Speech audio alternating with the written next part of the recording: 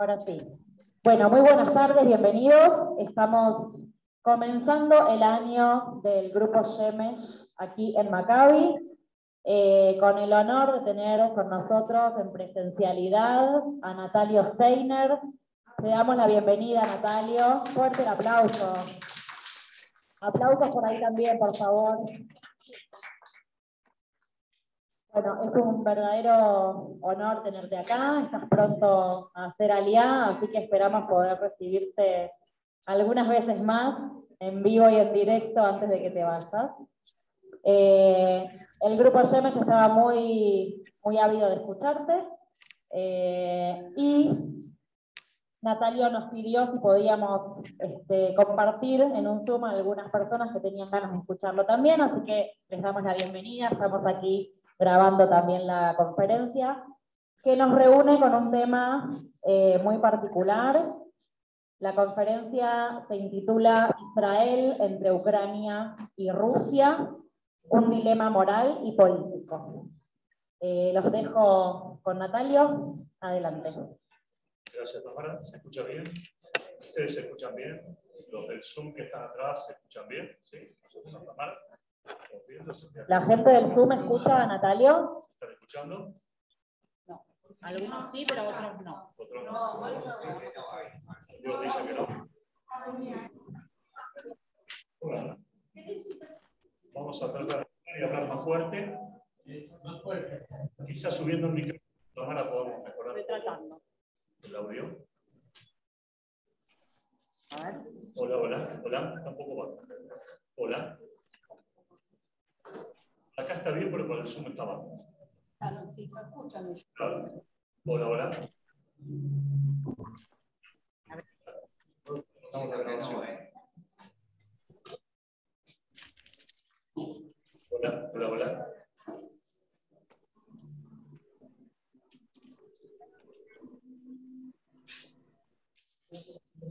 Hola. ¿Se escucha bien? ¿La gente del Zoom me está escuchando? Sí.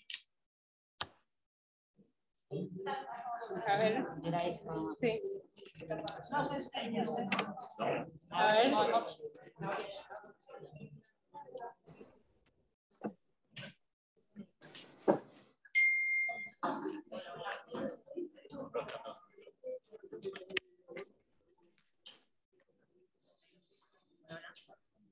Hola, hola, hola.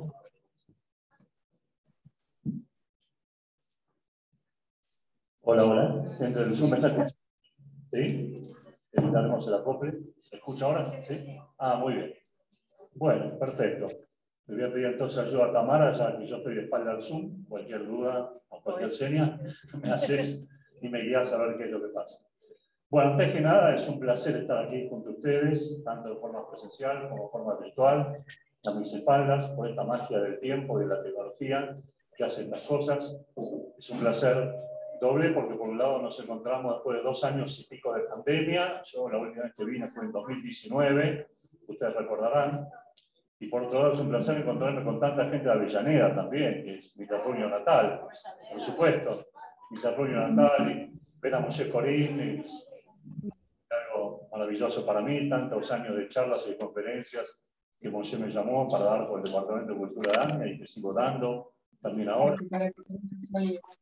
Así están las cosas. Lo que no es agradable, lo que no es muy bueno, es el tema, naturalmente, que uno le toca dar, pero nosotros no podemos taparnos los ojos ante una realidad que nos desborda. En primer lugar, lo que quería decir, yo voy a hablar un ratito, como siempre. Si voy rápido, ustedes me frenan, también del Zoom, me frenan si voy un poco rápido. Y después dejaré lugar a las preguntas, a las dudas, a las inquietudes que ustedes tengan, tanto aquí como en el Zoom, en los distintos formatos, para poder dialogar entre todos y ver si podemos arribar a algún tipo de conclusión de lo que está pasando. Como ustedes saben, tenemos una guerra en Europa, una nueva guerra en Europa. Europa, el llamado continente civilizado, nos ha dejado como civilizado en el siglo XX, si ustedes recuerdan o lo han estudiado en algún momento, las primeras guerras balcánicas, 1909, 1910, 1912, independencia de Grecia, de Turquía, Rumania, liberación del Imperio Otomano, todo con sangre, todo con violencia, por supuesto. La Primera Guerra Mundial, 1914, 1918, 10 millones de muertos. Las guerras posteriores que hubo entre la Primera Guerra Mundial y la Segunda Guerra Mundial, que mucha gente no recuerda, no sabe, no tiene por qué saberlo, pero la propia Revolución Rusa comunista nos dejó una guerra civil atroz, de la cual después vamos a hablar un poco más respecto de los judíos, con millones de muertos también, ¿sí? La guerra entre Ucrania y Polonia, hoy muy aliados estrechos, los polacos reciben ucranianos, antes los mataban y viceversa, pero así es parte de la lógica y la mentalidad europea, en gran parte también. Los distintos conflictos que hubo entre Ucrania y la Unión Soviética, cuando Ucrania fue parte de la Unión Soviética, ¿sí? La Segunda Guerra Mundial, ni que hablar, lo que significó para la humanidad, para el pueblo judío en especial. 6 millones de muertos pagamos, un poco más, y en un total de 52, 53 millones de muertos. La guerra de los Balcanes, nuevamente, de 1992 a 1995, que llevó a la disgregación completa de Yugoslavia, por distintos motivos que ahora naturalmente no podemos entrar a ver. El nacimiento, y hasta ahora el no reconocimiento casi de nadie, de Kosovo, ¿sí? En el marco también, en 1999, ¿sí? Y otros diversos conflictos, ni que hablé de la Guerra Civil Española, del 36 al 39, que fue una guerra internacional, no solamente fue una guerra civil española, y otras situaciones que uno pudiera dar. Y esto en el continente civilizado, ¿no? Porque Europa es la cuna de la civilización y del mundo, pero ya vemos también lo que ha hecho además el continente civilizado con África, con las distintas guerras que hubo en África, en sus colonias, etcétera, etcétera, Italia, Etiopía. Sería muy largo de mencionar. Y ahora tenemos este conflicto, y antes de hablar, obviamente, de la situación de Israel, los judíos, frente al conflicto tan sangriento, tan dificultoso, mínimamente decir algunas palabras, algunos conceptos para entender qué es lo que está pasando ahora justamente en Europa y qué es lo que podemos entender de toda esta situación y hacia dónde esto podría llegar a llevarnos. Voy rápido, ¿está bien así? ¿Se entiende? ¿Sí? Perfecto.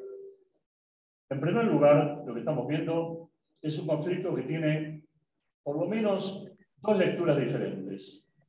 La lectura desde el punto de vista de Rusia, que argumenta que el conflicto tiene varias causas. Una causa es el renacer del nazismo, del neonazismo en Ucrania. Después hablaremos un poco de eso también, si nos da el tiempo. Por otro lado, Rusia o Putin nos habla de la amenaza de la OTAN respecto a que desde la caída de la Unión Soviética los países que pertenecían al bloque soviético se han alineado profundamente con el mundo occidental, Polonia, Rumania, la República Checa, Eslovaquia, Estonia, Lituania, y podría seguir, sí, Moldavia, etcétera, etcétera, Georgia. Y por otro lado, también Rusia lo que nos dice esencialmente es que hay un nuevo orden mundial que está en marcha. Basta de lo que es el mundo occidental y sus valores. Nosotros tenemos un alineamiento con China, la República Popular China, con los países del Asia, no del sudeste asiático, no Singapur, no Japón, sino que estamos hablando de Azerbaiyán, Turkmenistán, hasta Irán, inclusive también Pakistán. Es decir, Putin quiere construir un nuevo modelo imperial, un nuevo modelo que deje de depender de Estados Unidos. Claro que esto se da también por el hecho que Estados Unidos, que estamos viendo, es prácticamente un imperio en decadencia. Ha terminado arrodillado en Afganistán, con una salida después de 20 años de una guerra inconclusa, difícil, frente al extremismo islámico. Ha tenido una invasión complicada, en segundo término, en Irak, del 2003 en adelante. Está bien que hubo un derrocamiento de un dictador sangriento, pero se ha establecido un régimen complejo también. La democracia nunca termina de afianzarse en Irak. Y también vemos el envalentonamiento de Irán, con N, que aprovechando... Venía acá, Ernest. Aprovechando el envalentonamiento de Irán, que con todo este retroceso norteamericano en general, ha venido aprovechando estas situaciones para envalentonarse y seguir adelante con su proyecto nuclear, y su siempre consagrada idea de destrucción del Estado de Israel en general. Desde el punto de vista ucraniano, lo que nosotros estamos viendo es el hecho de que acusan a Rusia de tratar de dictarle su política interior. Es decir, Ucrania es un país independiente, y es cierto, desde 1991 que cayó la Unión Soviética, sus límites internacionales han sido aceptados por Naciones Unidas, y las llamadas famosas repúblicas de Donbass, o estas zonas secesionistas de Lugansk y otras más, tienen un 55-60% población ucraniana, y el 40% restante es población rusa. Es decir, si se me permite una comparación algo sencilla, tendríamos que decir que hoy en día imaginemos una secesión, una separación de Salta y de Jujuy porque viven muchos bolivianos. Seguramente la República Argentina naturalmente no lo aceptaría bajo ningún punto de vista, pero la verdad es que sí, viven muchos bolivianos en esas dos provincias y realmente hasta podrían pensar, si Bolivia quisiera, hasta anexarse a República Boliviana, con la cual tenemos límites. Pero mejor no asusemos a los fantasmas, porque los fantasmas suelen volar bastante, y en la zona sur del continente americano ya tenemos la secesión mapuche en Chile y en la República Argentina también, con pocos fundamentos históricos también. Pero la verdad es que desde el punto de vista ucraniano, lo que dicen es, y tienen razón, esto no es más que la continuación de un conflicto que históricamente se ha dado entre distintos pueblos eslavos. Y para entender lo que dice Ucrania, hay que entender un poquitito la historia, y voy a tratar acá, muy pequeño, muy rápidamente, de sintetizar la cuestión. El gran imperio que nosotros vemos o que hemos visto en la Unión Soviética nació de Ucrania, de lo que hoy es el segundo país más grande de Europa, que es Ucrania. El primero es Rusia, la Federación Rusa, para dictaminarla con mejor nombre y mejor apellido.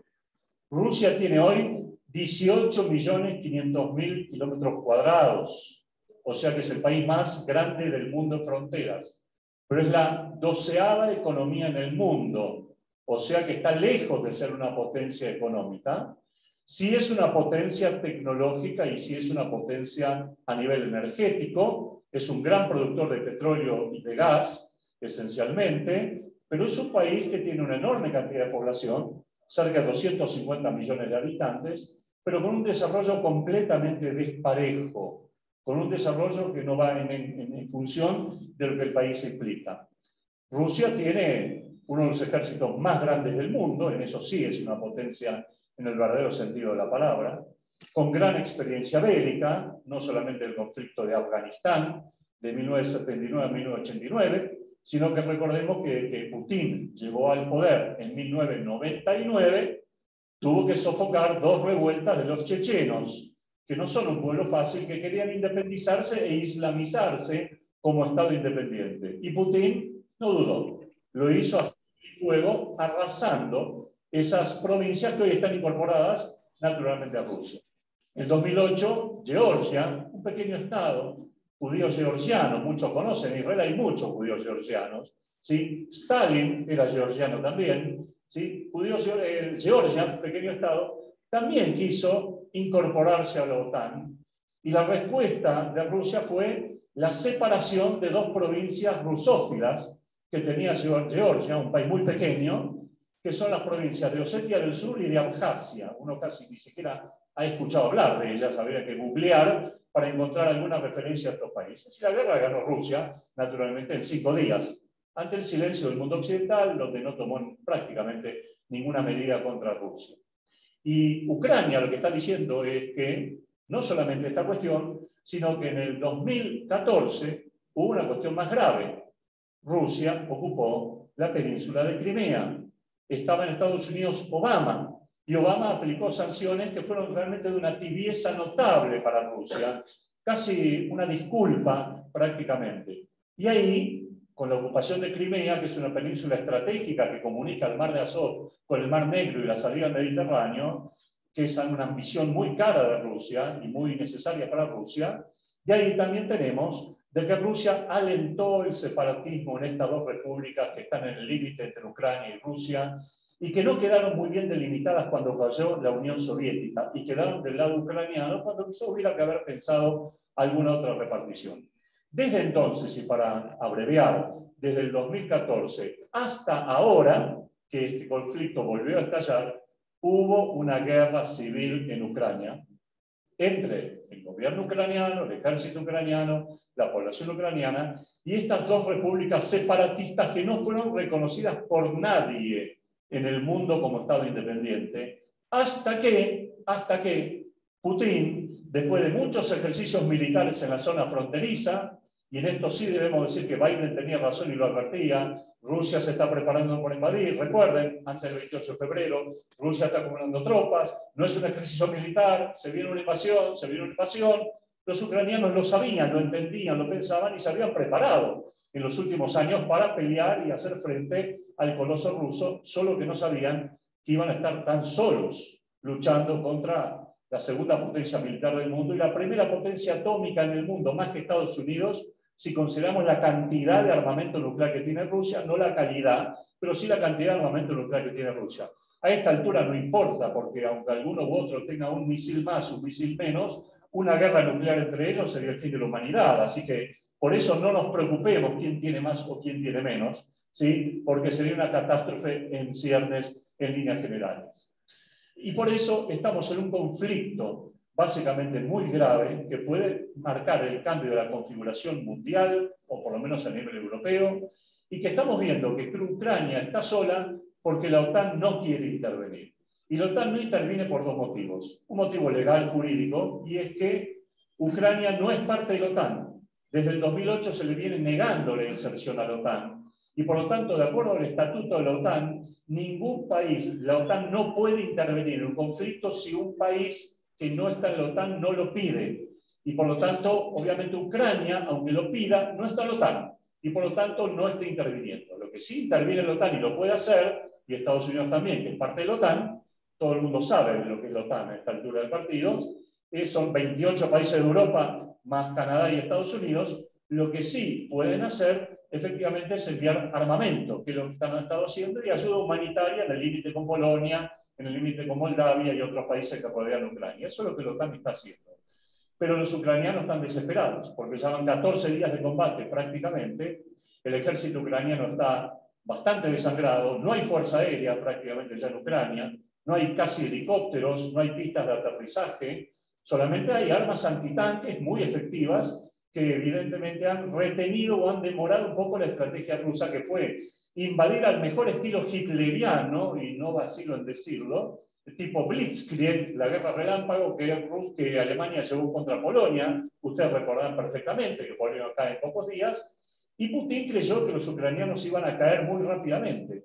Pero la tenacidad, la fuerza, la dureza, la personalidad, los pueblos tienen personalidad, del pueblo ucraniano impidió esto hasta ahora.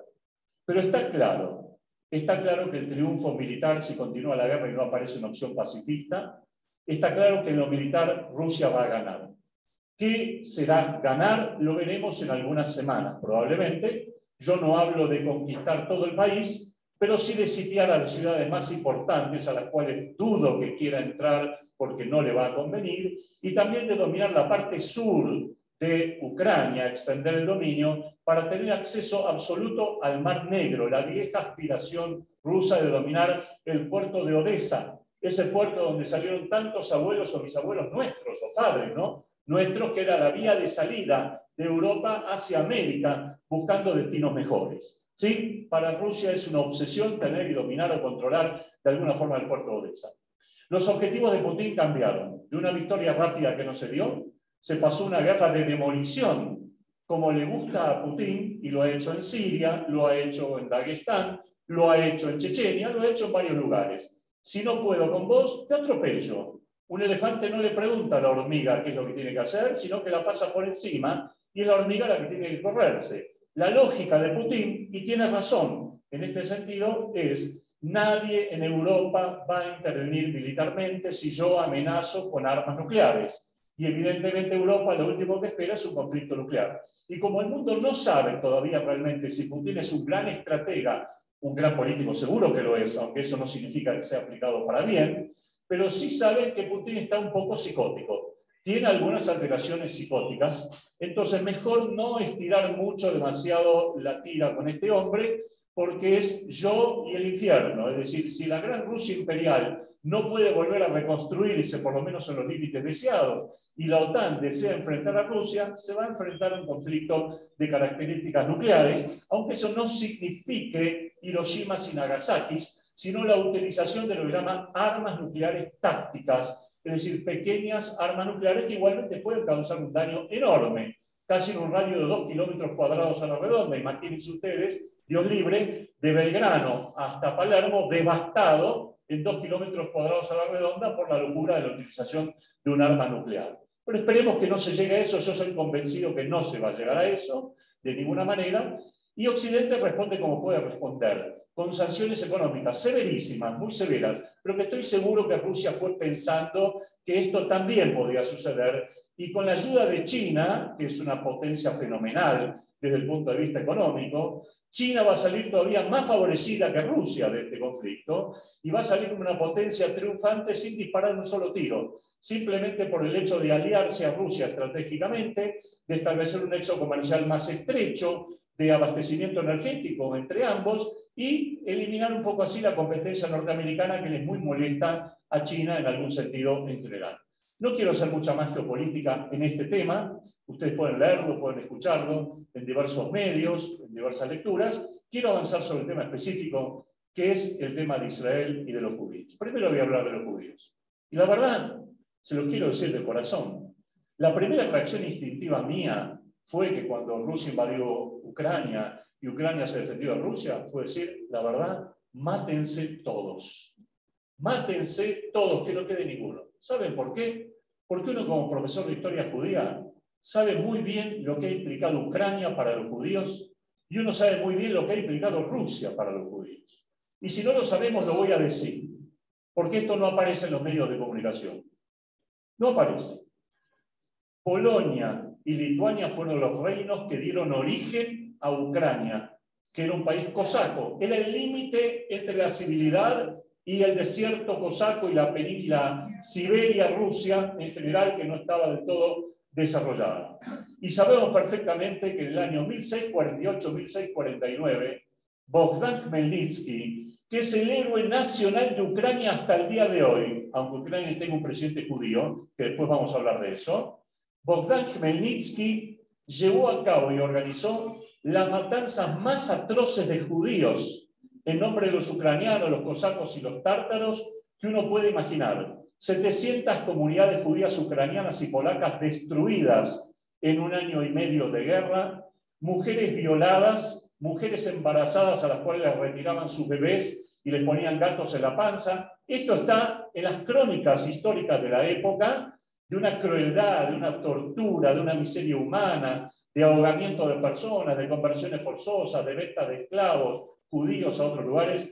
Más de 100.000 judíos muertos en ese entonces, con lo cual era el antecedente que serviría casi inmediato hasta la Segunda Guerra Mundial. No hubo derramamiento de sangre tan gigantesco como el que los ucranianos llevaron a cabo contra los judíos, por ser judíos y por haber estado aliados de los polacos también. Hay que decirlo también en ese sentido. Pero Ucrania no se quedó con eso. Ucrania siempre fue un país conquistado, después lo conquistó Rusia también. Y cuando lo conquistó Rusia también, ahí entró a jugar Rusia contra los judíos. En Ucrania se formó lo que llamó el Tjuma Moshav, la zona de residencia en un castellano elegante, en donde los rusos dijeron en esta zona va a ser un gueto gigantesco para los judíos, donde no van a poder salir de él. Y se van a desarrollar en él como puedan o se van a morir como quieran. Es decir, una muerte a larga, digamos, con largas probabilidades y una explotación económica terrible. Luego en Ucrania, dominada por los rusos, hemos visto los pogroms de 1881 que dieron origen al movimiento sionista en su desarrollo en general, y más adelante en 1884 y más adelante en 1892, digo bien, ¿sí? Y más adelante el pogrom de Kishinev, que no es exactamente en Ucrania, pero es toda zona bajo control zarista.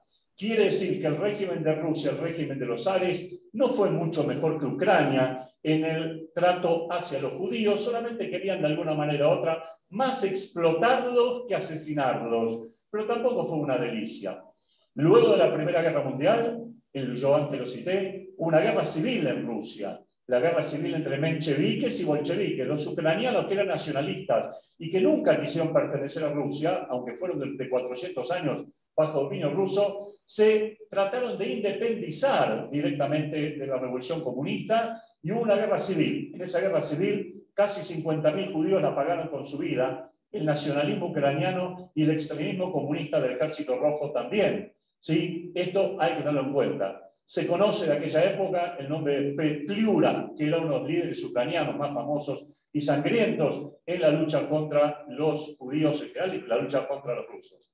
Más adelante tendríamos otro gran héroe ucraniano que tiene una estatua en la ciudad de Lvov, en polaco, hoy pertenece a Ucrania, antes perteneció a Polonia, Stefan Bandera, un apellido castellanizado prácticamente. Este hombre, casi sin precedentes, peleó contra los polacos, peleó contra los rusos, peleó contra los comunistas, peleó contra los nazis, fue aliado de los nazis también y automáticamente fue un antisemita de primer nivel y un nacionalista de primer nivel, a punto tal que en Lvov, al día de hoy, que lo muestran todos los días, está la bandera de Ucrania, amarilla y azul, y está la bandera del movimiento nacionalista de este hombre, que es de color rojo y de color negra, ¿sí? Como los colores fuertes del nacionalismo también. Otro hombre cruel que murió en una prisión soviética, cuando ya los soviéticos no lo aguantaron básicamente más. Y no me puedo olvidar, obviamente, que en Ucrania, en la Segunda Guerra Mundial también, cuando Ucrania pertenecía a la Unión Soviética y fue invadida por los nazis, y es verdad que murió 9 millones de ucranianos luchando para librarse de los nazis, pero también para librarse de los rusos,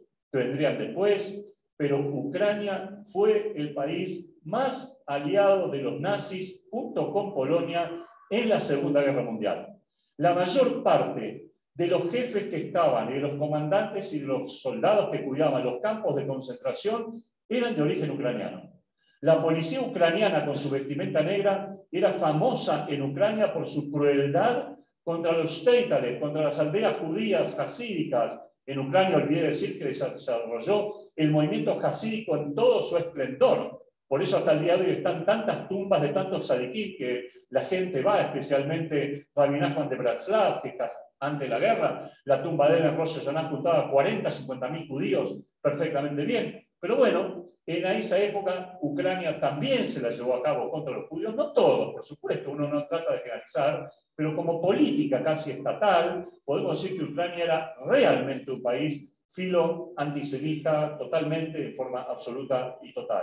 En la Segunda Guerra Mundial es verdad que el Ejército Rojo, muchos judíos lucharon en el Ejército Rojo contra la Alemania nazi, es cierto, pero también es cierto, y no hay que olvidarlo, de que muchos judíos que escapaban de la Alemania nazi y se encontraban con partisanos rusos, soviéticos, eran asesinados por los mismos soviéticos también, que odiaban no menos que los ucranianos a los judíos, a los cuales consideraban como síntoma de debilidad. Por eso mi primera reacción fue realmente, la verdad, en serio, ¿saben qué?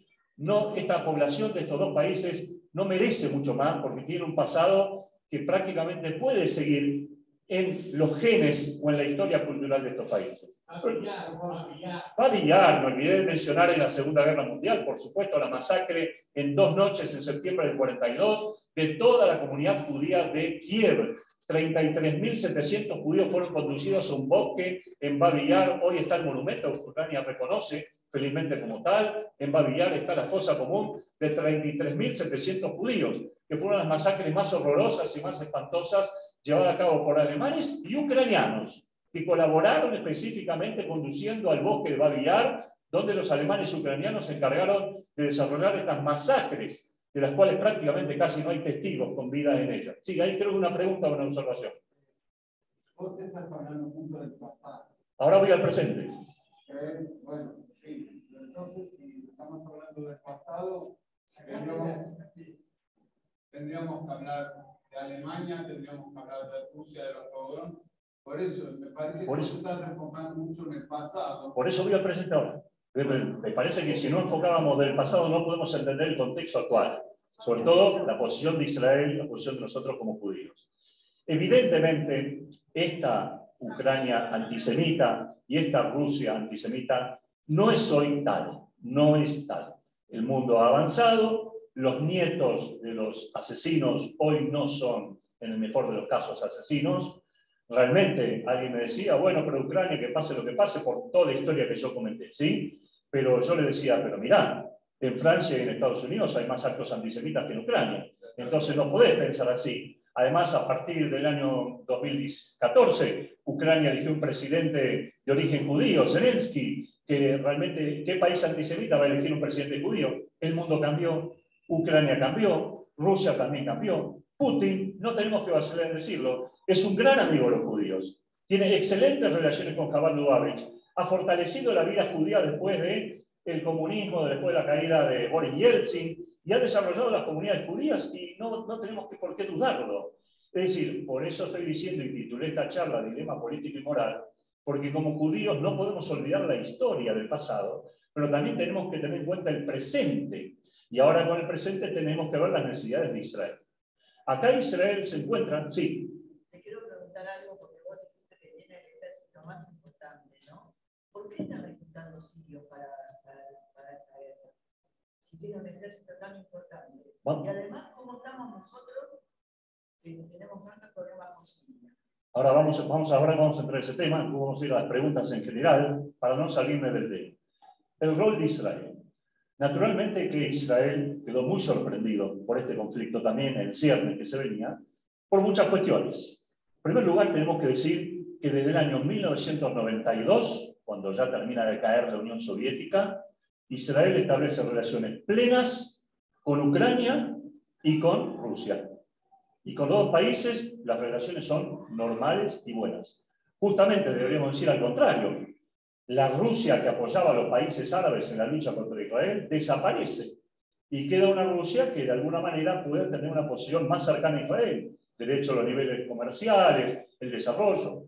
No se le escapa a Rusia que Israel tiene 1 millón y pico de judíos rusos, en su mayor parte que están viviendo en Israel. No se le escapa a Israel que aún Stalin, siendo lo que fue, y la persecución de judíos en época stalinista también, Stalin fue prácticamente junto a Estados Unidos, los dos países que reconocieron el nacimiento del Estado judío en 1948. Es decir, hay una intrincada historia con estos dos países que debe forjar la política de Israel, o que debe Israel tener en cuenta respecto a cómo va a llevar adelante una relación política en este conflicto en general. Ahora, entonces, ¿qué es lo que pasa con Israel? ¿Qué es lo que va a hacer Israel? ¿Cómo se va a definir Israel en este conflicto? Teniendo en cuenta estos antecedentes históricos, y teniendo en cuenta de que hoy no hay regímenes antisemitas abiertos en estos dos países, y que los dos países mantienen relaciones plenas, comerciales, y que Israel tiene relaciones muy buenas con Rusia, y que además Israel es vecino de Rusia, porque Rusia está en Siria, desde ya el año 2014 está en Siria, y eso es un tema muy delicado para Israel. Israel tuvo que jugar y tiene que jugar una posición de complicado equilibrio entre los dos países. Y yo lo que escribí en un editorial es que Israel debería declararse en este conflicto claramente neutral y prestar solamente una ayuda humanitaria a Ucrania, que está sufriendo mucho, y tratar de mantener un distanciamiento de las medidas de boicot tan fuertes, tan excesivas que se está tomando contra Rusia, porque Israel tiene sus propios intereses geopolíticos en la región que tienen que ser priorizados. El gobierno de Ucrania, por lo menos en 2 oportunidades, pidió que Israel se comprometa con su seguridad en parte. Le pidió a Israel que Israel le dé armas como cúpula de hierro, que es el famoso misil antimisil para derribar misiles, que Ucrania no los tiene. Israel se negó de plano, en forma rotunda. El presidente Zelensky después le dijo a Bennett, le dijo que le pareció muy emotivo ver una foto de judíos rezando frente al muro occidental, envueltos en sus talitín y con la bandera ucraniana, pero le gustaría que Israel toda estuviera envuelta en la bandera ucraniana.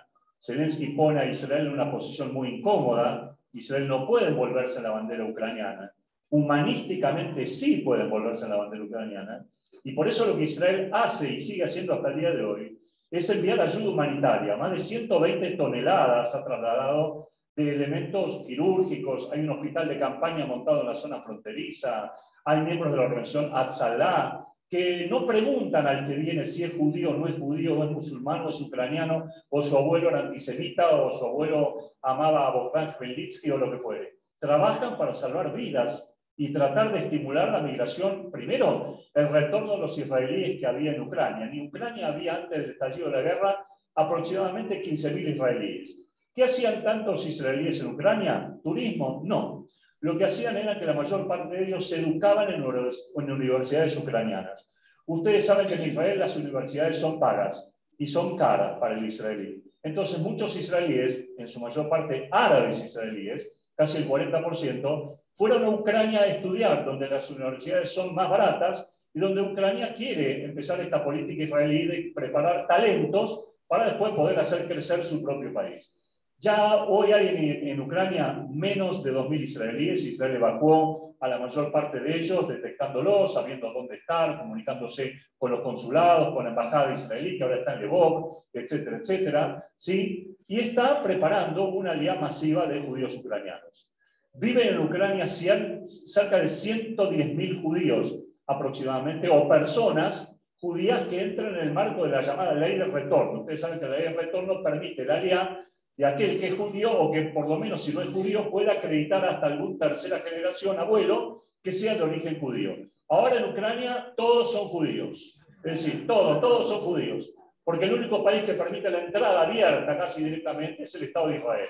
Entonces viene alguien que no murmura una palabra en yiddish, en hebreo, que no sabe lo que es un tefilim, no sabe lo que es una mezuzá, pero es Isaid, él es un yid, él es un judío también, porque quiere embarcarse en algún avión y volar a Israel.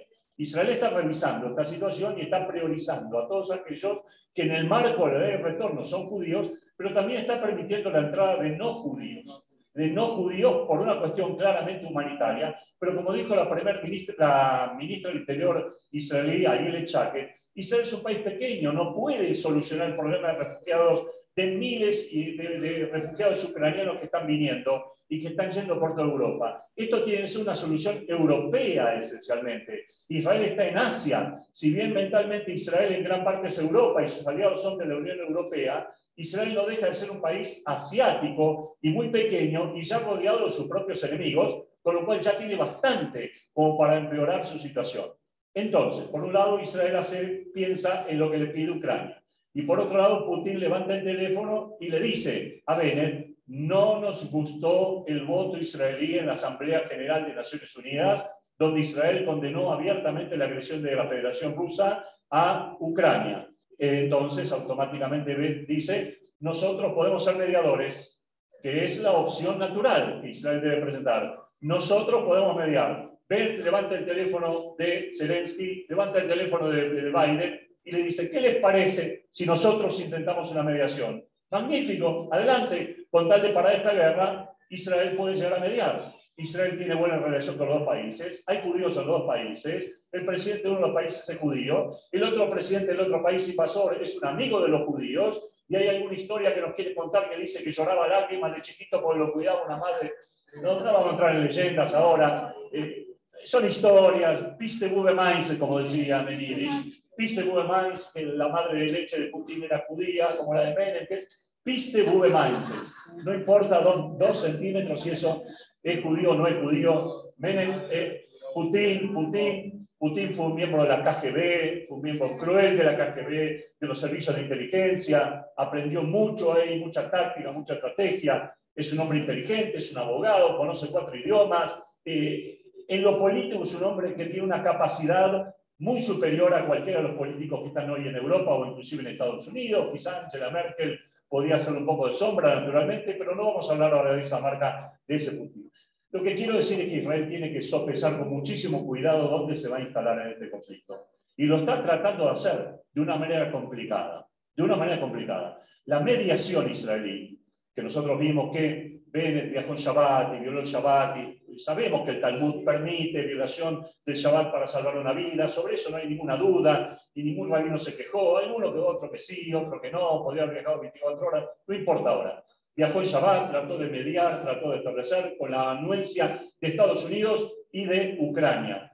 Y dialogó 3 horas. Dialogó 3 horas con Putin. La verdad que estar 3 horas con Putin ni Alberto Fernández, me parece que tuvo 3 horas, o sea que le agradecería notablemente, ¿no?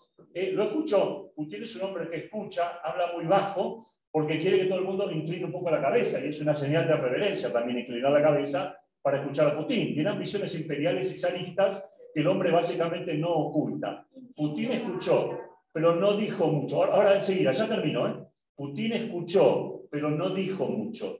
Más bien lo que dijo es lo que se sostiene hasta el día de hoy. Rusia se sintió agredida por la OTAN, porque la OTAN fue rodeando cada uno de sus países que habían conformado el mundo occidental. Tuvo miedo que Ucrania, el segundo país más grande de Europa y que tiene 15 centrales nucleares que son de origen ruso, las construyeron los rusos, se transformara en un país que también amenazara a Rusia, un tema más que discutible, que se puede plantear, porque no hay una sola prueba que Putin pueda presentar de que Ucrania era una amenaza. Los neonazis son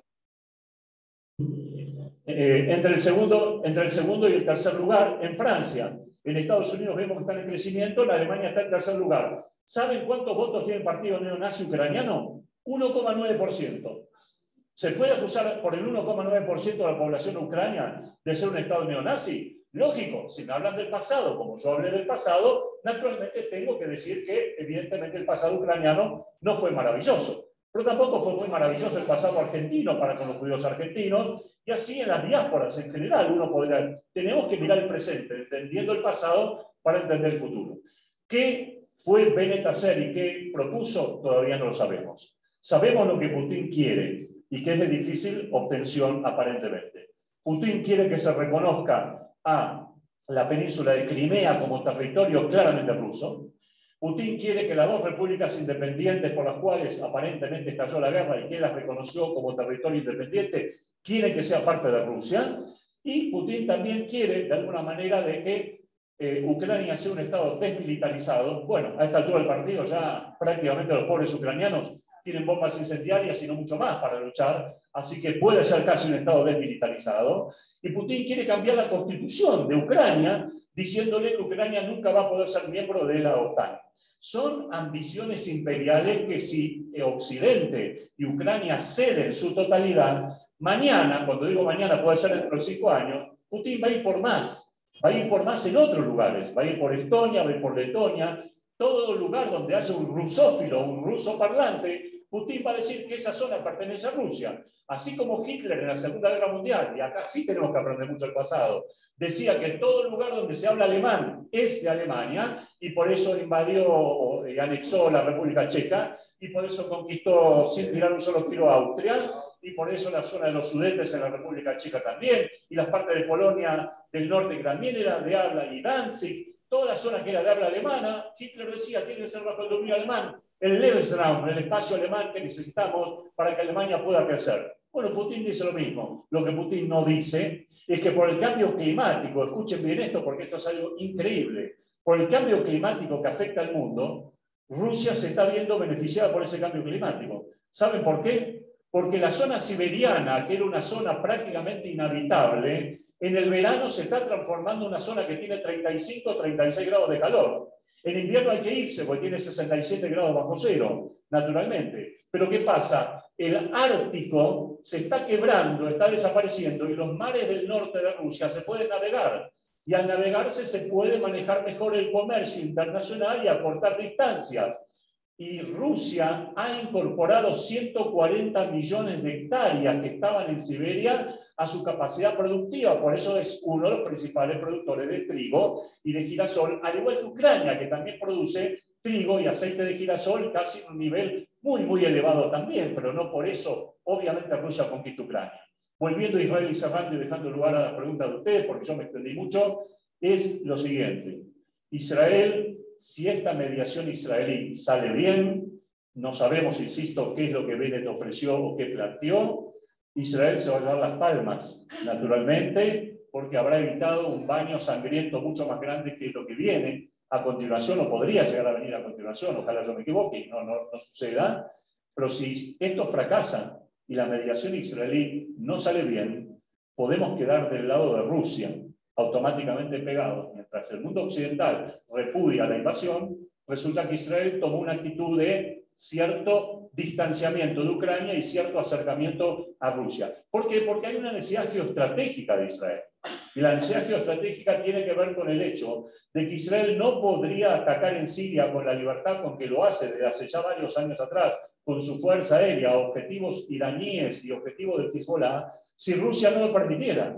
Rusia no quiere que Irán esté en Siria, pero no quiere librar una guerra que es Rusia contra Irán, sino que lo que quiere es que Israel ataque y reduzca la presencia iraní del Hezbollah en Siria y haga el trabajo suyo que los rusos deberían teóricamente hacer.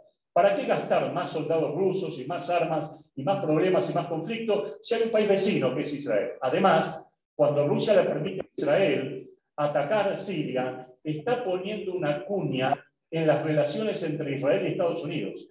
Porque las relaciones entre Israel y Estados Unidos son muy fuertes, son importantes, siempre han sido así desde el año 1967 en adelante, es también, pero sobre todo en 1967 en adelante, y por lo tanto Rusia quiere poner una cuña en esa relación para tratar de desvirtuarlo un poco. Y obviamente esa relación tan estrecha que llegó a la época del momento del gobierno de Trump, ahora se dibujó con el gobierno de Biden, que tiene otra concepción y pensamiento diferente, aunque sigue considerando a Israel como un aliado natural. Pero Rusia quiere meter una cuña que es importante y a su vez no permitir que Irán tenga armas nucleares. Si hay una cosa en la cual Rusia y Estados Unidos coinciden plenamente, es que un Irán nuclearizado con armas nucleares es un peligro para ambos países. Es un peligro para el mundo y es un peligro para ambos países. Hay que ver el precio que cada uno de estos quiere pagar. Entonces, hoy por hoy Israel tiene que hacer un equilibrio delicado, estratégico, y es urgente que la geopolítica israelí y que los embajadores israelíes salgan, no en los medios de comunicación, pero sí a nivel diplomático, a explicar por qué Israel mantuvo un rol tan ambiguo, tan difuso, tan difícil, tan complicado y solo de corte humanista en el tema de Ucrania, cuando todo el mundo está naturalmente llorando y lamentando, y yo también, lo que está pasando básicamente en Ucrania. Preguntas, dudas, inquietudes, ahora sí, las que quieran hacer. Tamara, si querés manejar el debate, no sé, ¿la gente del Zoom está bien? ¿Todo bien? ¿Sí? Bueno, creo que no se durmió ninguno, así que debe estar todo bien. Están ahí, están ahí. La gente del Zoom también puede hacer sus preguntas por escrito o pueden activar sus micrófonos y preguntar de manera verbal. Vamos a arrancar con las preguntas por aquí. Bien fuerte. Pocho. Sí, dos cosas. Primero, vos alta, Pocho, si podés. Lo que vos comenzaste a hablar es importante, porque para mí que ganen porque pierdan los dos. Perdí mi familia materna, de hermanos de ucranianos, así que mis abuelos, mis tíos, mis primos, y no lo puedo olvidar, no hay cómo. Y lo segundo es, en 1930 más o menos, Stalin hizo un trabajo en Ucrania. La masacre de Holodomor. La masacre, exacto. De Holodomor. Claro. Bueno, te lo dejo porque creo que sí. Se te había pasado. Sí. La verdad, y pueblo con rusos, todo exactamente. Y por eso hoy tienen el 30% de la política. Eso fue fruto de la política de Stalin, de tratar de llevar adelante. Si hay algo que tiene Ucrania, es que es un territorio sumamente fértil. Gran parte de Ucrania es una llanura y otra parte de Ucrania es boscosa, pero es un territorio muy fértil y con mucha agua y que realmente puede tener producciones agrícolas fenomenales. Stalin lo sabía esto, y sabiendo esto entendía de que una Rusia árida, seca, con mucho hielo y mucha nieve y mucho frío en invierno y con muchas zonas difíciles de trabajar, obviamente Ucrania ofrecía. Entonces, ¿qué hizo? Para paliar el hambre de los rusos, le sacó la comida a los ucranianos y mató a los ucranianos de hambre. Fueron millones de ucranianos que murieron en la muy poco conocida masacre de Holodomor. No fue una guerra, fue simplemente el robo de cereal, sacarle la comida e instalar población rusa para controlar, obviamente, Ucrania. También, en parte, Putin tiene ese anhelo, poner en Ucrania un gobierno prorruso, aprovechando que hay una minoría rusa y que pueda tirar abajo al actual gobierno. Pero se ha encontrado con un problema. La imagen de este presidente judío, que de ser un don nadie, era solamente un comediante, un stand-upista, prácticamente. Era como este muchacho que lo conocemos de todos lados, que viene a hacer chistes de humor no me acuerdo.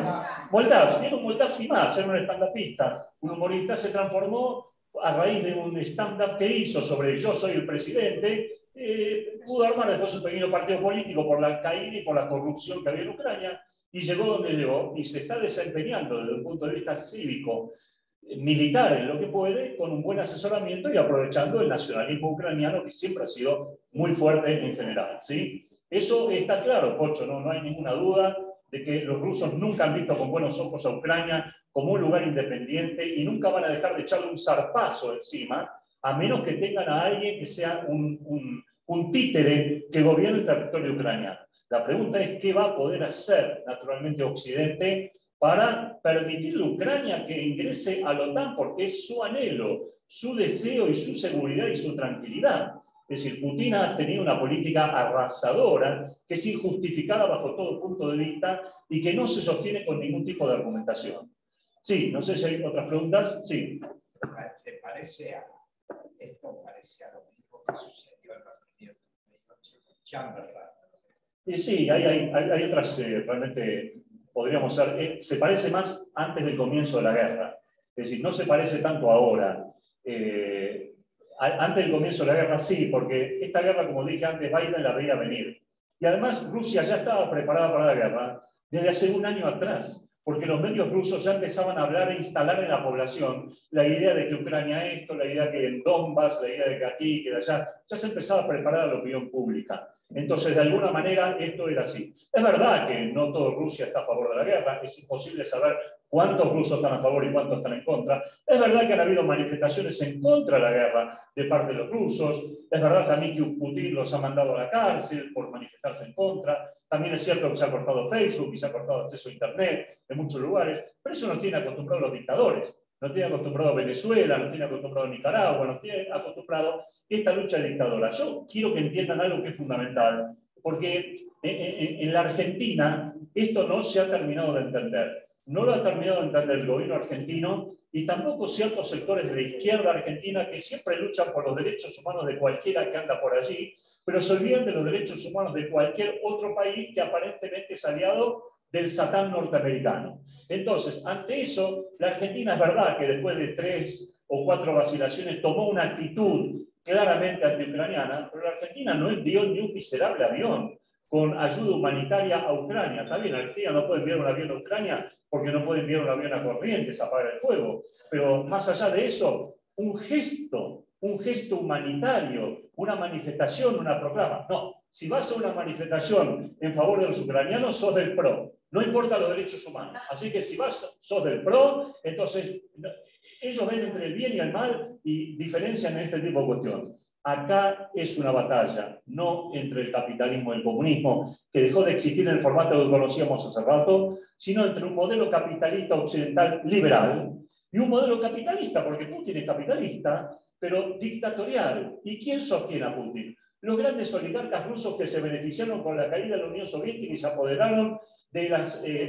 empresas estatales y las privatizaron para hacer fastuosos negocios.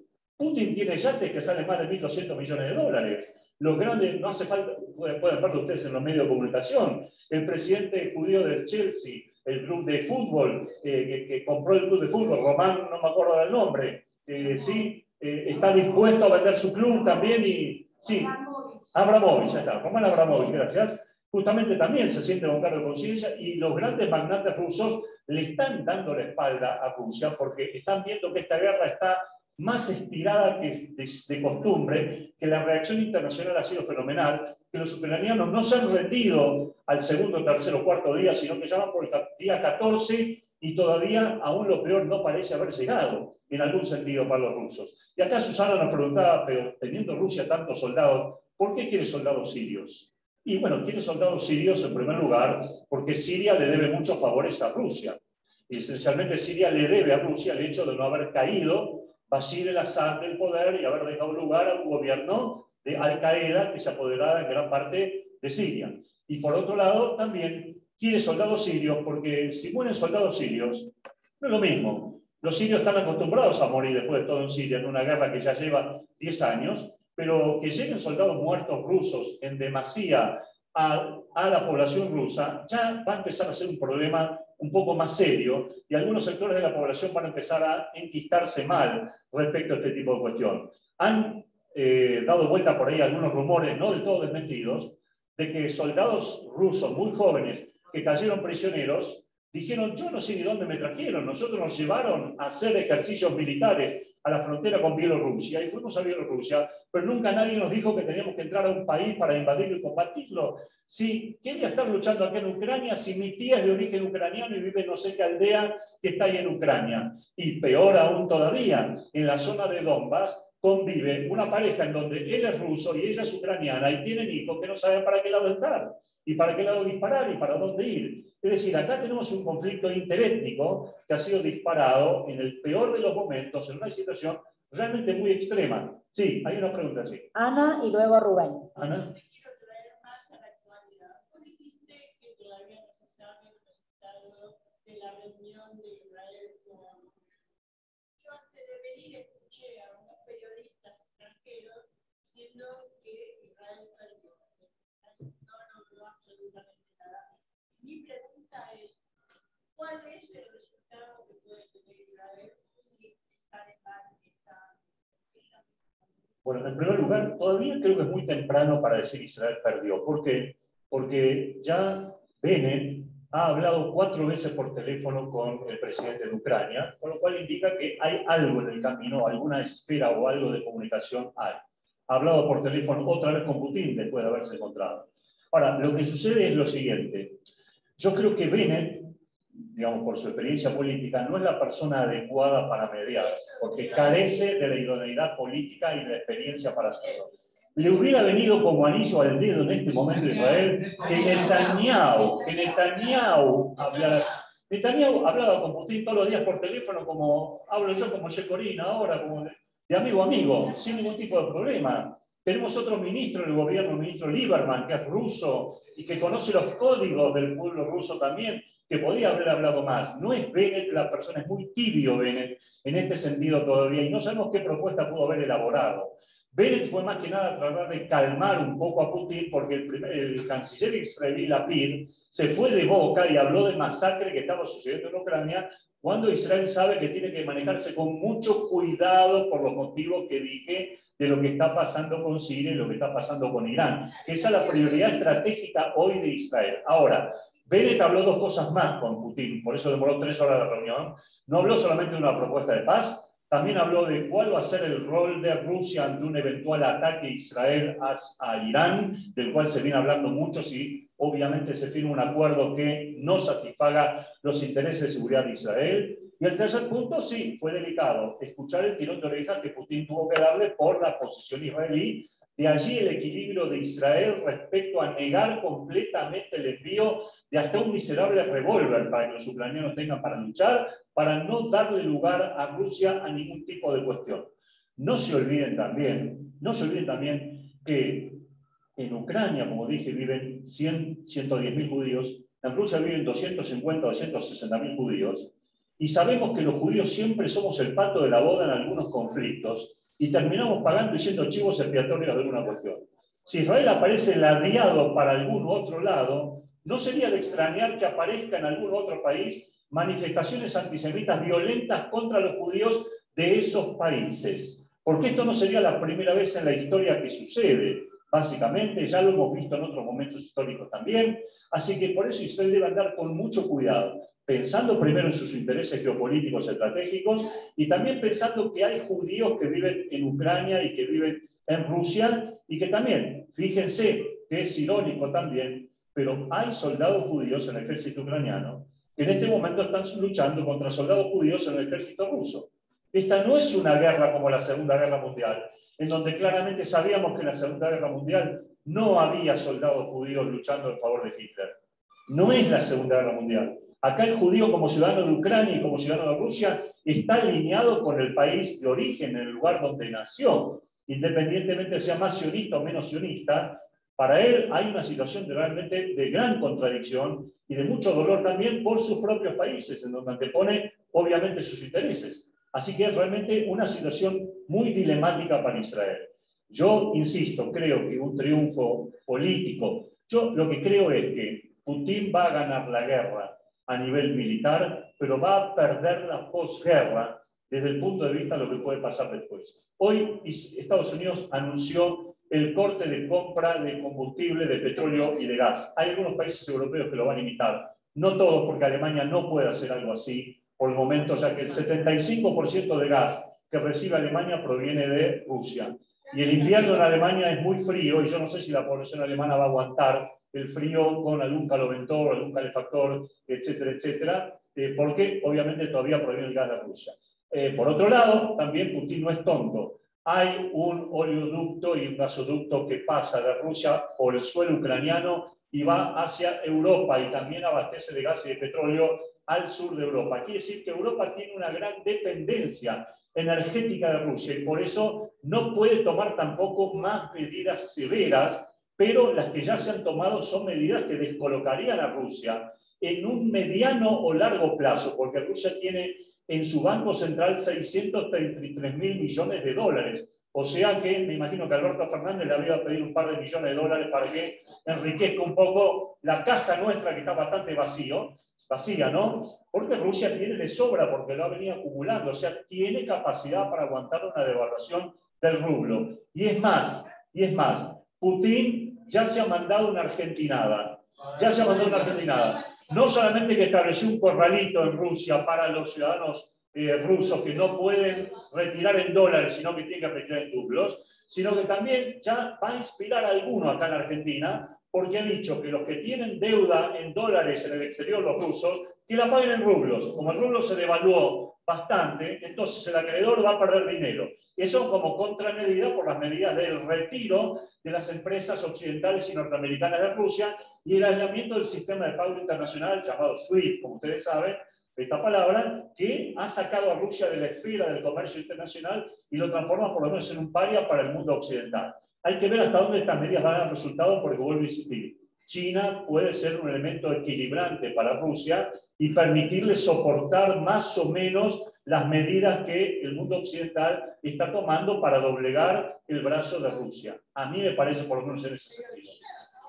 Rubén tenía una pregunta. ¿Lo escuchamos a Rubén?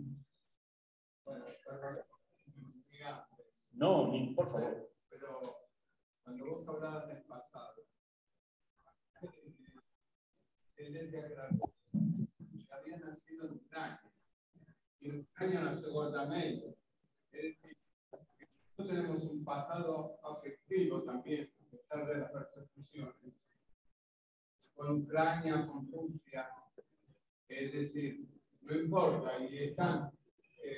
El otro día yo estaba buscando cómo se dice paz en ruso, cómo se dice paz en ucraniano, y se escribe tal cual en un lugar en género.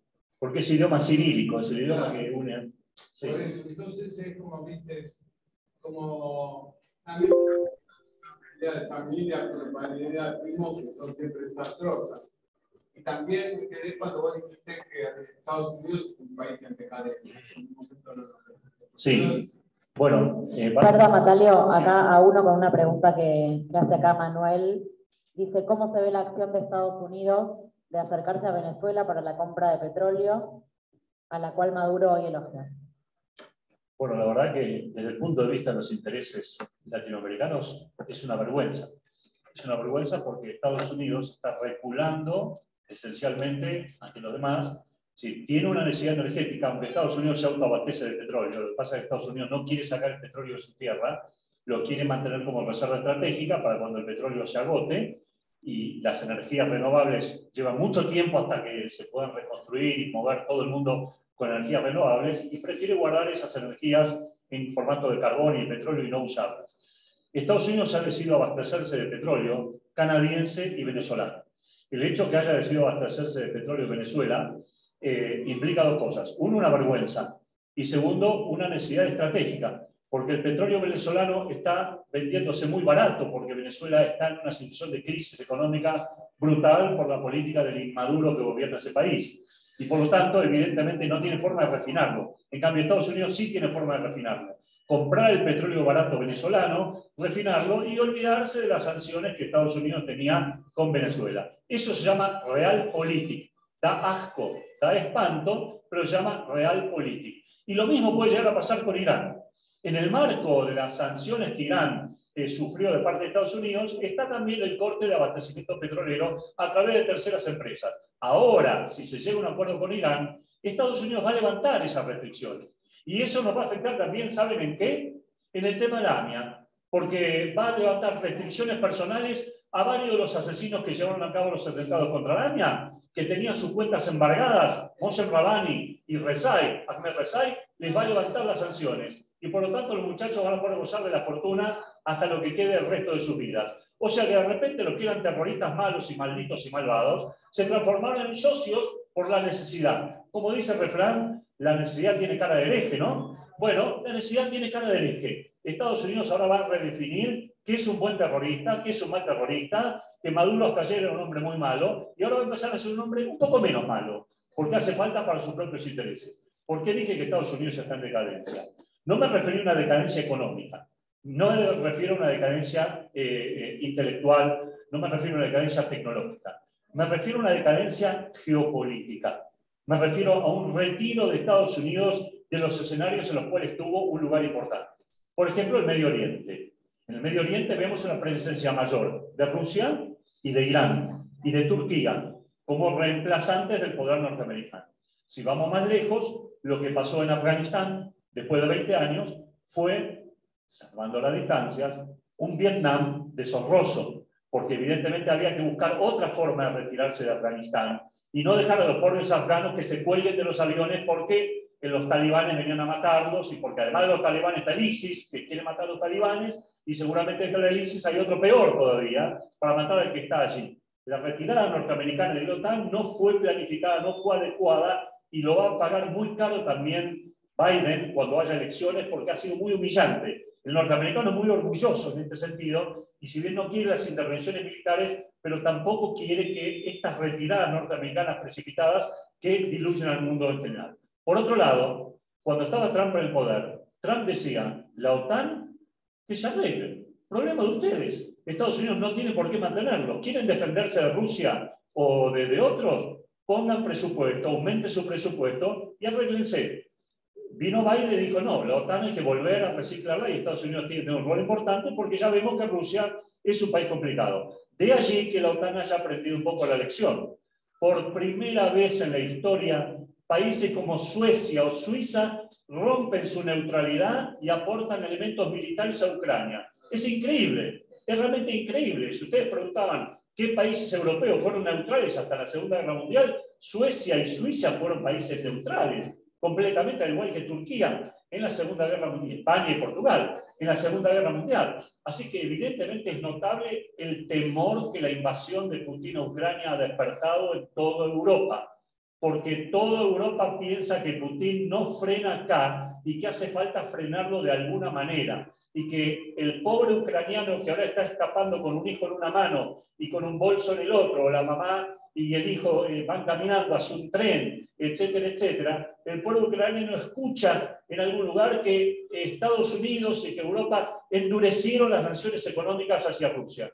¿Y a mí qué? Si yo tengo un sufrimiento ahora que nadie me lo puede resolver. Lo que nosotros necesitamos es una defensa activa para frenar las ambiciones imperiales de Putin y poder volver a reconstruir una Ucrania como corresponde e independiente. Por eso las sanciones pueden dar resultado a mediano o largo plazo, pero en el corto plazo no resuelven los problemas de los refugiados, no resuelven el problema de Ucrania, no le permiten salir de esta situación básicamente en la cual está empantanado. Y por otro lado, Estados Unidos también se está retirando del Medio Oriente. El acuerdo que se va a firmar con Irán es un acuerdo que muestra que Estados Unidos ha dado concesiones que son realmente muy malas o pueden ser muy malas para Israel. Cuando leamos la letra chica del acuerdo, vamos a tener que aprender un poco mejor de esto. Hay una lección muy importante que Israel puede aprender de este conflicto. Que Israel está sola en el mundo y no debe depender de ningún aliado. Y cuando diga sola, yo que soy una persona observante, digo que está con el Creador y con Tzal, el ejército de Israel. Lo demás, olvídense, porque a la hora del primer tiro van a empezar cada uno a disparar por su lado y por lo tanto se van a borrar. Digo esto porque Israel tiene una hipótesis de conflicto muy seria con Irán, que no es muy lejana, de alguna manera, porque ya hay una guerra entre Israel e Irán que se está peleando en ciernes. No es una guerra abierta, es una guerra en forma asimétrica y no con frentes muy declarados, pero una guerra en fin. Sí, Tamara, sí. Vicky.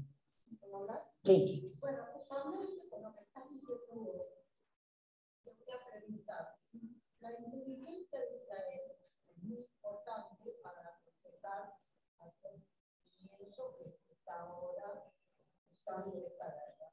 ¿Cómo puede ser que pusieron como mediadores en lugar de empezar tan bien lo que hicieron? Mandar médicos, ropa, educación, todo lo necesario. Y todo lo que manden, levantarlo, mostrarlo al mundo, porque sabemos que si Israel llega a fallar en ese encuentro con Putin, la culpa siempre va a ser de Israel. Y nosotros, lamentablemente, los judíos que conocen todo el mundo, vamos a ser chivos expiatorios de todo esto. Entonces, no hubo inteligencia como para decirle, esperen un poco, no se metan tan rápido, manden, ayuden, que sepan todo el mundo, porque siempre lo que manda Israel, lo que hace Israel en general, no se sabe. Entonces, mucha más propaganda de lo que hace Israel y menos meterse, porque cuando más se mete, después sale terrible. Sí, el Mossad, el Servicio de Inteligencia de Israel Exterior, ¿sí? El Shin Bet es el Servicio de Inteligencia Interior. El Mossad es mucho más eficiente de lo que uno piensa, pero a su vez es mucho más pequeño de lo que uno piensa. El Mossad no está en todo el mundo, o no está con la presencia adecuada en todo el mundo. Hay reportes de inteligencia, naturalmente, se reportan, este tipo de situaciones quizás se debían venir, y pueden no haber tomado de sorpresa. Pero quiero decir algo. Y esto es válido para el conflicto con los palestinos también y con el conflicto con Irán también, o con quien sea. Los servicios de inteligencia, una de las misiones que tienen es recolectar información fehaciente, fidedigna y creíble y brindarla en el escritorio de los políticos. Pero los que toman las decisiones son los políticos.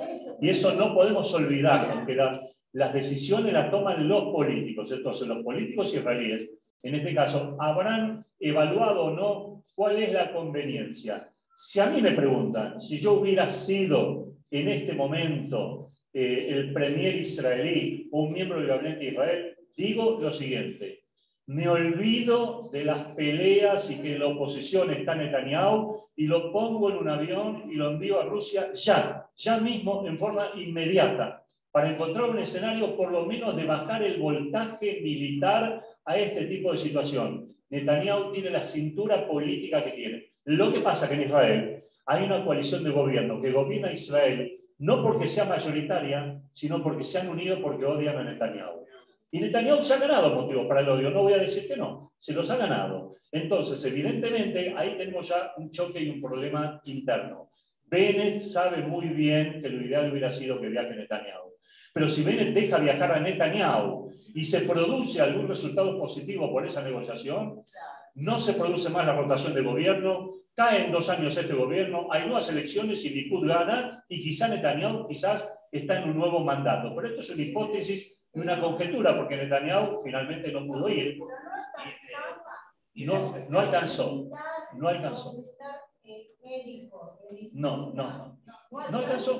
alcanzó porque del momento que Israel limite con Rusia porque hay una necesidad geoestratégica, no alcanza.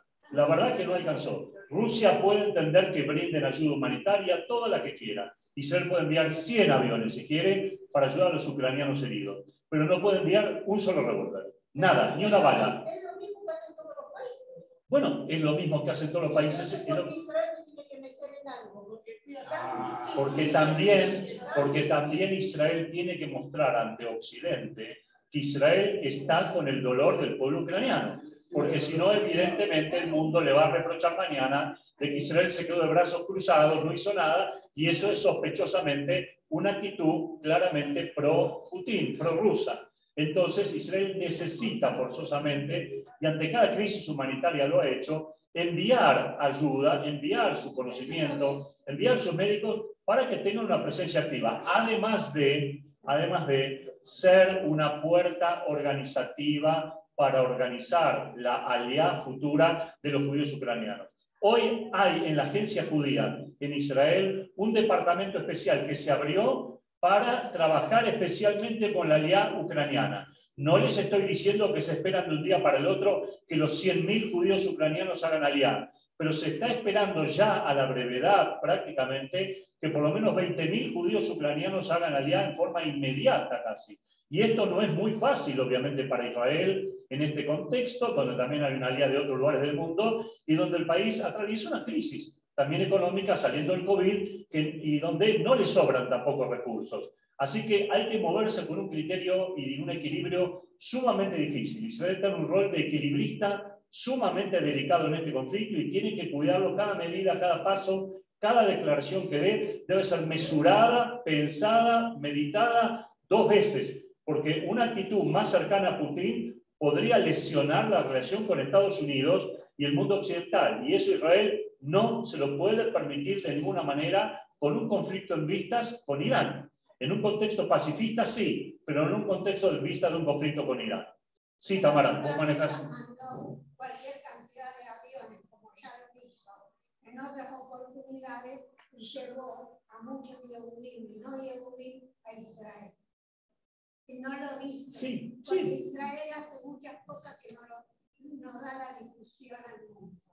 Pero por supuesto, Israel ha sacado judíos de Irán por la frontera turca, cuando las relaciones con Turquía eran muy buenas. Israel ha sacado judíos de Irán por la frontera con Azerbaiyán, y quizá lo siga haciendo, pero son datos que uno no los puede decir en voz alta, porque se puede romper el canal de conexión y obviamente quebrar esa salida. Sin duda que judíos iraníes, desde que llegó el Ayatollah Khomeini al poder, 1979, están asentados en Israel gracias al trabajo secreto, despacio, no vociferado de parte de Israel. Israel no puede ser un portavoz, porque nosotros los judíos de la diáspora nos sentimos orgullosos que el Estado de Israel dé a conocer lo que se está haciendo. No se puede. Por cuestiones estratégicas, políticas, humanitarias, no se puede hacerlo. Y seguramente deben estar haciéndose bastantes cosas más que yo no las conozco y que los periodistas occidentales tampoco las conocen y que los periodistas israelíes tampoco las conocen.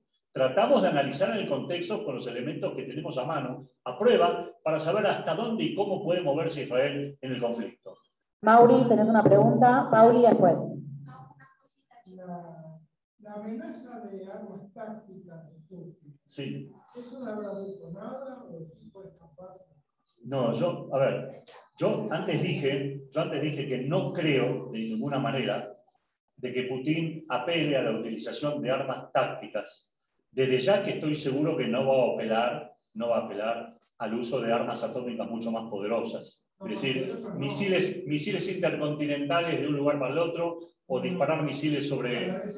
No. Estamos hablando de armas tácticas que evidentemente pueden llegar a destruir un estadio de fútbol y matar a 15.000 personas, o un campamento militar, y ese tipo de cosas quizá Rusia las pueda utilizar si entiende de que las fronteras se le están estrechando y los países del Báltico se están armando hasta los dientes y probablemente la OTAN intente abrir un frente de conflicto en algún otro lugar preventivamente. Pero yo no veo mucha disposición en la OTAN a un enfrentamiento táctico contra, usando armas atómicas norteamericanas también, o que Gran Bretaña tenga o Francia tenga. No veo mucha disposición a esto. No veo disposición. Yo no creo, vuelvo a insistir, que el conflicto se transforme en un conflicto atómico o nuclear de ninguna manera. Tengan en cuenta que por la pequeñez del escenario que estamos hablando, aún la utilización de armas tácticas en general puede jugarle una mala jugada a Rusia, ya que los vientos llevan los polvos y los elementos radioactivos de un lado para el otro. Entonces, diferenciemos bien. Una cosa es que Rusia quiera controlar las centrales nucleares que generan energía eléctrica en Ucrania, porque eso lo quiere hacer no para crear nuevas armas atómicas, porque Rusia ya tiene de sobra, como lo dije antes. Lo quiere hacer para dominar a Ucrania en esto que se ha dado a llamar una guerra híbrida. Destruir a mi enemigo por varios caminos, por la propaganda, por la invasión, por las armas, pero también por el apoderamiento de sus recursos. El apoderarse de la central nuclear de Zaporizhzhia, que es una localidad muy conocida, en donde hay 6 centrales nucleares que ahora están bajo el dominio ruso, es poder manejar la energía eléctrica del 25% de la población de Ucrania.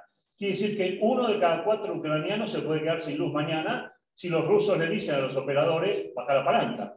Entonces, eso sería un golpe muy complicado también para los ucranianos que ya están sufriendo lo indecible también y donde el sufrimiento se hace atroz.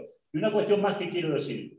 Putin es un hombre frío, calculador. Ustedes saben que Rusia ha dado al mundo grandes ajedrecistas, pero grandes ajedrecistas. Desde Kasparov hasta Karpov y más atrás en el tiempo. Yo no soy jugador de ajedrez, pero más o menos recuerdo algunos nombres, ¿no? Ha dado grandes ajedrecistas. Y el ajedrez es un juego en donde la estrategia, la calma y la dominación de uno puede derrotar al adversario. A veces perder una ficha, pero para avanzar algún casillero más y poner al otro en una posición incómoda. Putin quiere poner a Occidente, y lo está logrando, en una posición sumamente incómoda. Occidente no puede mover su reina, su ficha más poderosa, que tiene que ver con la OTAN, que está paralizada y apenas puede mover un poco sus alfiles para acercar algún tipo de armamento a la exhausta Ucrania, que está dando y está presente ahí, que está acosada y que está a punto de caer. Pero eso tiene que ver con la mentalidad ajedrecística también del ruso, que evalúa muy fríamente cada movimiento. Por eso digo que ante esta invasión, Putin tenía calculado muchos aspectos. Algunos no le salieron como pensaba, como la resistencia ucraniana, muy poderosa. Y otros sí le están saliendo como quiere, o está cambiando el rumbo y la estrategia de los mismos, y veremos a dónde va a llegar. Solo quería hacer un comentario al amigo de Remera Celeste, que Rubén, que antes me llegó una fotito, antes de empezar la charla, me llegó una fotito, que no, espero que no sea una fake news, de las tantas que andan dando vuelta por ahí. Un soldado ucraniano con la foto de la tapa del libro Mi vida de Golda Meir en idioma cirílico. O sea, encontramos un soldado ucraniano sionista. No solamente no es antisemita, sino que es un soldado ucraniano sionista. Bueno, todo puede ser, no sabemos. No es judío, es un ucraniano no judío, él se dice ahí, pero es sionista, es el admirador de Golda Meir y admirador quizás de Israel. No importa, el mundo cambió, las cosas no son tan verticalizadas como pensábamos, sino que están siendo transparentadas de otra manera. No todo es blanco y negro, como era la Guerra Fría, pero esta es una nueva Guerra Fría que están haciendo en otras condiciones y donde Putin quiere tener la sartén por el mango y el mango también. Y hasta ahora le está saliendo bastante bien en algún sentido. Por eso dije que la posguerra podría ser diferente para Rusia y para su propio pueblo. Mirta, ¿tenés una pregunta? Sí. Sí, Mirta.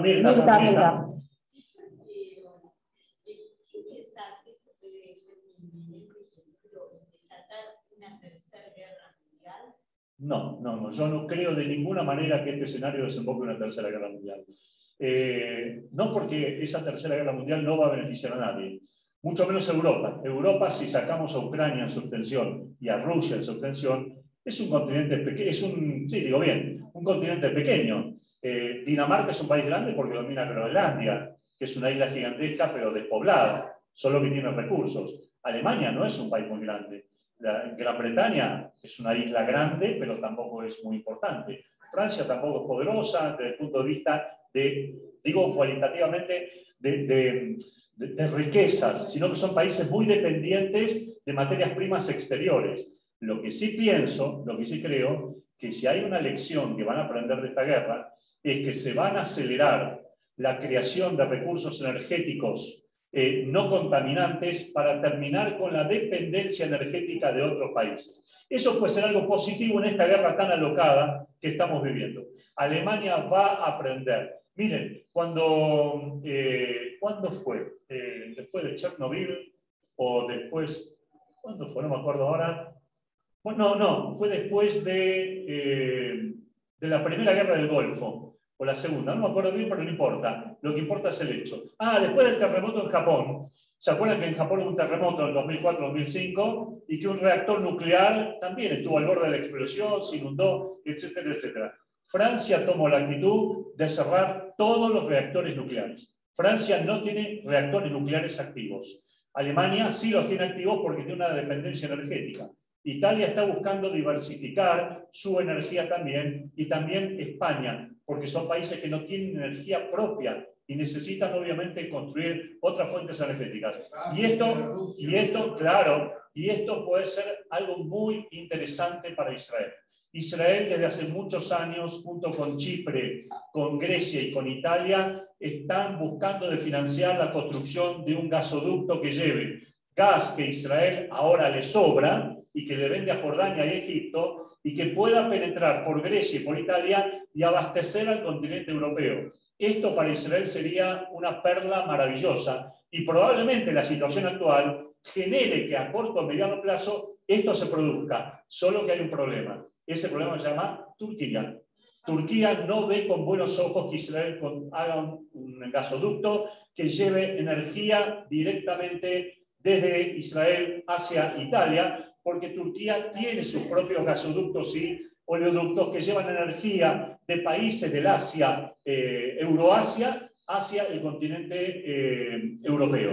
Así como ustedes ven, el tema energético no está aquí ausente. Esta es una guerra en donde tiene un carácter étnico, es una guerra que tiene matices claramente políticos y geoestratégicos, pero también es una guerra energética. Y no tenemos que dejar de pensar en esos términos porque allí tenemos que encontrar alguna solución cuando este conflicto algún día, si Dios quiere, termine y lo sea pronto. No sé si hay alguien en el chat, Tamara. ¿Hay alguien que quiere preguntar algo en el Zoom? Puede abrir su micrófono o puede escribir en el chat. Si no, ¿alguna otra pregunta por acá, Pocho? Pocho, pero tiene una pregunta. Yo quería volver a la personalidad de Putin. ¿No habrá sido que tuvo un problema en su infancia con su madre o por el lado de no sé? Sí, Pocho, a ver, Pocho, perdóneme que le diga así, Pocho. No se alboroten. Pocho, perdóneme que se lo diga así. Su reflexión me hace recordar, me hace pensar un poco, asociar, quizás estoy equivocado, me hace asociar a la ministra o a la ministra que tenemos de mujer en el gabinete argentino, que después de la violación de esta pobre chica en un auto, empezó a decir que en casa de cada uno debe haber un violador potencial o serial. ¿Y no será que Putin de chico habrá tenido algún trauma con una mujer ucraniana, un hombre ucraniano, o lo que sea, y sufrió algo por el estilo? ¿Y no será que en la Segunda Guerra Mundial Hitler hizo lo que hizo porque el médico que curaba o que trataba de curar a su madre que murió de cáncer era judío y por lo tanto entonces le quedó un odio contra los judíos? Pocho, todo puede ser, pero la verdad que el precio que se han cobrado por esos traumas está ya pagado con creces por la humanidad. Entonces no podemos limitarnos solamente a una cuestión de personalidad. Que hay una personalidad de carácter psicopático, yo no tengo duda, porque se nota en el rostro de Putin. Putin es un hombre que sonríe y llora de la misma manera. Es un rostro pétreo. Ni siquiera si le ponemos una máscara para cubrir, va a cambiar el rostro de él. Va a tener siempre la misma cara. No hay forma de cambiarle la cara. Entonces, bueno, yo lo que pido es que si alguna vez alguno de ustedes tiene la posibilidad de acercarse y tomar un té con Putin, no lo acepten jamás. Nunca acepten un té con Putin, porque puede tener un gusto raro. Así que mejor no lo acepten. Ni un té, ni un café. Tomen acá en Maccabi, en vaso plástico, está todo mejor. Mejor que en taza de lujo. Bien. Bueno, ¿alguna otra pregunta? Tenemos unos minutitos y vamos cerrando. ¿Hay alguna otra pregunta aquí? Paulina. Yo quería agradecerte muchísimo porque nos has aclarado toda la historia que por ahí a mí, por ejemplo, la tenía muy revuelta. Has aclarado tanto, pero también... Muchas gracias, Paulina. Nos conocemos hace mucho tiempo, ¿no? Sí. Sí, me llamaste a muchas charlas también. Sí, Paulina, sí. Muchas gracias. Bueno, no hice más que volcar lo que aprendo, lo que estudio, lo que sé, y tratar de querer lo mejor para Israel, en primer lugar, y para este mundo tan convulsionado, realmente. Pero vuelvo a decir algo, ¿no? Que me parece para mí lo más importante de toda esta historia, independientemente del sufrimiento humano, que siempre es malo en cualquier circunstancia. Si hay algo que Israel tiene que aprender, más aún en esta guerra, es que a futuro debe valerse absolutamente de sus propios medios.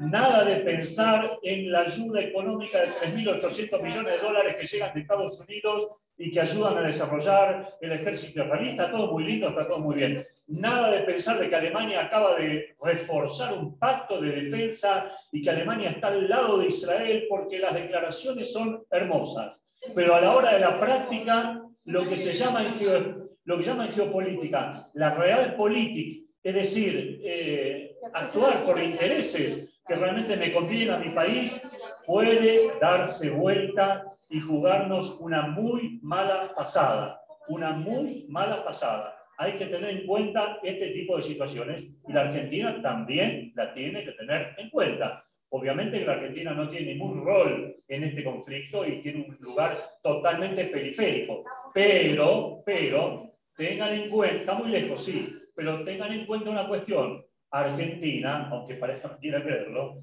está en el G20, está entre el grupo de los 20 grandes del mundo que se van a tener que reunir en algún momento al año y toman decisiones, y ese grupo está Rusia también, naturalmente, pues la economía número 12, y la Argentina está entre los 20 primeros, y bueno, más allá de que Alberto Fernández debe explicarnos por qué Argentina debe estar todavía en el G20 y no en la línea G de subte o lo que fuere, pero esa es otra cuestión, básicamente. Lo importante es que la Argentina tenga mucho cuidado también con los espacios que está haciendo, porque va a llegar la hora en su momento de que se van a empezar a pasar las cuentas en este conflicto. Y hay que tener en cuenta cómo uno queda parado ante este tipo de países que tienen actitudes mucho más pragmáticas que las que podemos tener los pequeños países. Los pequeños países tienen, ¿no? Sabés que una de las primeras cosas que aprendemos cuando entramos a la trabajo con los tirón sí. Lo primero que te dicen... ¿Lo escuchamos a Pocho? Están solos de sí mismos. Esto yo lo viví en el año 62. Miren, Pocho, sí, yo les quiero decir algo, Pocho, y ahora lo acordé y me pareció muy importante decírselos a ustedes. Ucrania se queja porque Israel no le envía misiles para derribar los misiles o los aviones o los helicópteros de los rusos, ¿verdad? Es una queja dolorosa. Pero yo le pregunto ahora a los ucranianos, ¿dónde estaban ustedes cuando el Hamas islámico en el mes de mayo bombardeó Israel y trató de destruir? ¿Dónde estaba Rusia también cuando el Hamas islámico trató de destruir a Israel? ¿Dónde estaban los países que hoy claman y que hoy dicen que Israel debe hacer A o debe hacer B? Cada vez que estalla un conflicto entre el Hamas y el terrorismo, entre Israel y el terrorismo islámico, sea Hezbollah o Hamas, las guerras las lucha Israel. Y la política, después los políticos buscan la manera de lavarse las manos y mirar para otro lado. Entonces, Israel tiene suficientes argumentos concretos para responder por qué no le va a dar una sola bala a Ucrania de aquí hasta el final del conflicto, y espero que realmente así sea. Ayuda humanitaria, toda la que pueda, pero balas que las consiga en Polonia, que las consiga en Alemania, que las consiga en Estados Unidos, que las consiga en otros lugares. Que no las consiga a través del Estado de Israel. Eso es muy, muy importante de su sitio. Yo les agradezco mucho la apreciación. Un aplauso, acá en el Zoom también hay aplausos para vos, Natalio. Agradecimientos por esclarecernos un poco respecto de este tema. No sé si nos veremos antes o no. Yo, si Dios quiere, espero que la agencia judía ya me cierre la carpeta de una vez por todas y pueda estar haciendo aliada próximamente. Pero nos vemos antes, nos vemos en abril, me parece. ¿Qué dicen ustedes? Nos vemos con Natalia en abril. Te comprometemos, Natalia, que vuelva. Nos vemos en abril entonces, no hay ningún problema. Así que esperemos que en abril poder hablar ya de la superación de este conflicto y de algún otro tema que pueda ser de mucho interés. Muchísimas gracias. Gracias a todos, gracias a la gente que está en el Zoom, que está mirando y que ha observado también, ha tenido la paciencia. Gracias a Maccabi por haber editado el Zoom también, que es un esfuerzo, y bueno, gracias por la paciencia a ustedes. Ya lo digo.